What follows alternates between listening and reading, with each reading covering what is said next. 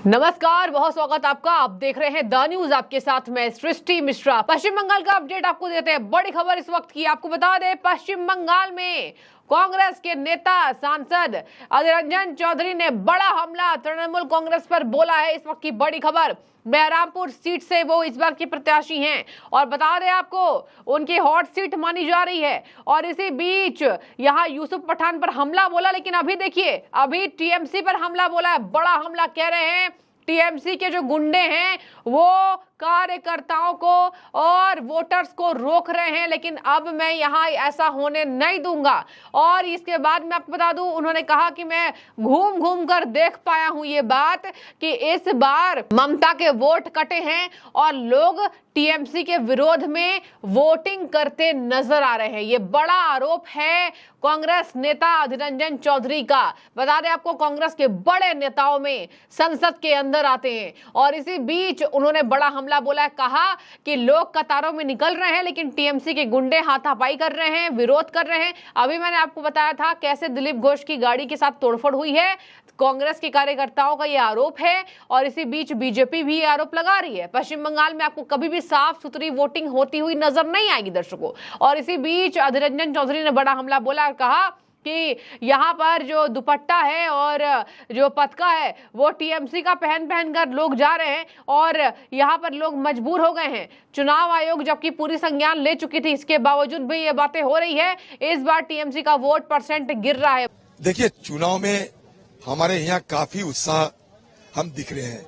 इतनी गर्मी में पसीना पसीना होकर भी आम वोटर ने ये वोटिंग में हिस्सा ले रहे हैं।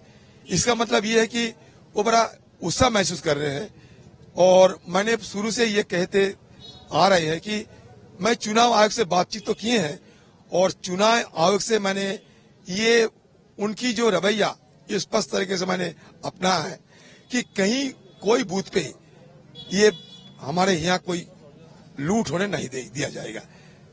ये कोई पंचायत चुनाव नहीं है, ये कोई म्युनिसिपलिटी चुनाव नहीं है, ये केंद्र सरकार की और सेंट्रल इलेक्शन कमीशन की चुनाव है। तो इनके देखभाल रखरखाव जो भी करना है वो सेंट्रल इलेक्शन कर रहे हैं। तो उन्होंने हमें भरोसा दिलाया, उन्होंने हमें ये यकीन दिलाया कि आप निश्चित रहो, हर व्यक्ति जो वोट देने में इच्छुक है उनको वोट प्रदान करने की सारे इंतजाम किया जाएगा। वो हम देखने के लिए आ रहे हैं और ये पता करने की कोशिश कर रहे हैं कि ये जो टर्न आउट होते हैं ना, चुनाव में कितने लोग हिस्सा ले रहे हैं, इनका एक आंकड़ा मैं हासिल करना चाहते हैं। और मुझे अच्छा लग रहा है कि अभी तक की 55 तक के आसपास घूम रहे हैं ये सारे मतदान के आंकड़ा। तो ये अब तक तो अच्छा लग रहे हैं। पार्टी को अच्छा नहीं लगता क्योंकि जितने मैं घूम रहा हूँ उतना बदनसीबी हो रहे हैं। जितना मैं घूम रहा हूँ उतना उनके खिलाफ वोट जा रहे हैं। तो इसमें वो आ रहे हैं कि किसी हालत में अधीर चौधरी को कहीं ना कहीं रुकवाने का बंदोबस्त करे तो कुछ बच सकता है। लेकिन मैं तो रुकने वाला नहीं हूँ, मैं चलने वाला हूँ। किसी हालत में मुझे रोका नहीं जा सकता। कुछ टीएमसी के गुंडे लोग हैं या वर्कर हैं, ये सारे रोड को अपना कब्जे में रखने का कोशिश कर रहे हैं। लोगों का आवागमन में काफी तकलीफ हो रहे हैं। तो ये भी मैंने दरखास्त किए हैं ये कि इलेक्शन कमीशन को इसको हटाओ, इसको डिस्पर्सल किया जाए, क्योंकि लोगों के आवागमन में कोई तकलीफों को दिक्कत हो तो कभी कभी वो आते हैं, हटाते हैं, फिर दोबारा आके बैठ जाते। और इस तरीके की झंडा लहराता ही हुआ कि कोई भी अगर वोटर चुनाव में हिस्सा लेने जाए तो उनका सर पे टीएमसी पार्टी की जो झंडा नमन करते हुए जाना पड़ेगा। मतलब ये मजबूरन से रास्ता है ही नहीं इसके अलावा। तो ये और कुछ नहीं, ये नया तरीका अपनाया कि किसी हालत में वो चाहते हैं कि हमारे बहरमपुर शहर में चुनाव में मतदान की जो आंकड़ा इसमें कमी आए, क्योंकि उनको ये जानकारी लग चुके हैं कि जितने लोग यहाँ वोट देने के लिए जा रहे हैं उसमें से ज्यादा लोग तृणमूल पार्टी के खिलाफ ही वोट दे रहे हैं। तो इसलिए उनका डर है कि किसी हालत में कम से कम आंकड़े को कम किया जाए, मतदान की प्रक्रिया को किसी हालत में बाधित किया जाए और साथ साथ आंकड़े को कमी किया जाए। इसको मद्देनजर ये सारे इस तरीके की अतजानती करतूत करने में ये माहिर है, कर रहे हैं। लेकिन हम भी छोड़ने वाला नहीं हूँ, मैं भी इनके पीछे लगे हुए हैं। मैं किसी हालत में ना कोई बूथ लूटने दूंगा, ना कोई बूथ कब्जा करने दूंगा, ना उनको जीतने दूंगा। मैं किसी हालत में तृणमूल पार्टी और गुंडागर्दी को मुर्शिदाबाद और बहरमपुर शहर में जीतने को बिल्कुल नहीं दूंगा। चाहे कुछ भी हो जाए मेरे ऊपर। बता दें आपको, पहली बार ये नहीं है जब अधीर रंजन चौधरी ने ऐसा हमला बोला है। पहले भी अधीर रंजन चौधरी ममता पर खूब हमले बोलते नजर आते रहते हैं और इस बार भी उन्होंने यही किया है। उन्होंने बोला कि इस बार मैं ऐसा होने नहीं दूंगा, टीएमसी के विरोध में इस बार ज्यादा वोटिंग हो रही है। इधर आ जाते हैं, यहाँ पर देखिए दीदी क्या कह रही हैं। ममता बनर्जी जनसभा को संबोधित कर रही थी और कहा देश बेच दिया, जाति बेच दिया। पश्चिम बंगाल के उत्तर 24 परगना बनगांव में तो ममता बनर्जी दे रही थी भाषण। कहा मोदी ने देश बेच दिया, जाति भी अलग अलग कर दी और जाति के आधार पर वोट मांगते नजर आते हैं। पीएम मोदी झूठे हैं, जाति बेच दी और धर्म बेच दिया, देश बेच दिया। उन्होंने बोला कि पश्चिम बंगाल में टीएमसी मदद करेगी कि इस बार केंद्र में इंडिया गठबंधन की सरकार आए और पूरी की पूरी ममता मदद करेंगी। आपको बता दें, ममता ने पहले ही कोई मदद नहीं की, ना कांग्रेस की मदद की। अधीर रंजन चौधरी ऐसी तो हमला नहीं बोल रहे हैं। इंडिया गठबंधन बिल्कुल अलग थलग दिखा, खास तौर पर पश्चिम बंगाल में। शुरू से ही दीदी ने बोल दिया कि भैया हमें नहीं चाहिए, राहुल गांधी क्यों यहाँ आ रहे हैं, बाकी लोग यहाँ क्यों आ रहे हैं। खड़गे खुद हमले बोल चुके हैं, खड़गे ने परमिशन मांगी।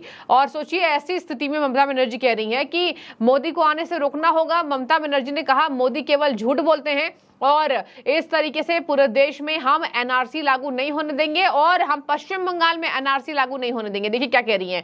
मोदी हटाओ, भाजपा हटाओ, भाजपा हटाओ। जय हिंद, वंदे मातरम, তৃণমূল কংগ্রেস জিন্দাবাদ।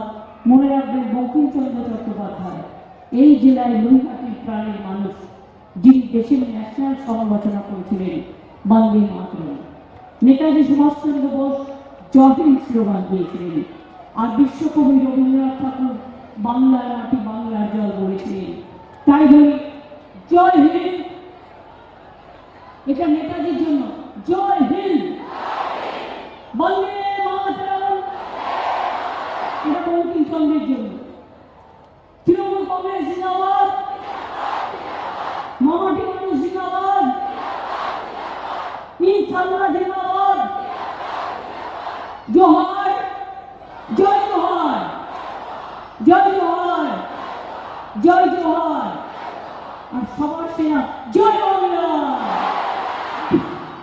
জয় বাংলা, জয় বাংলা, জয় বাংলা, জয় বাংলা।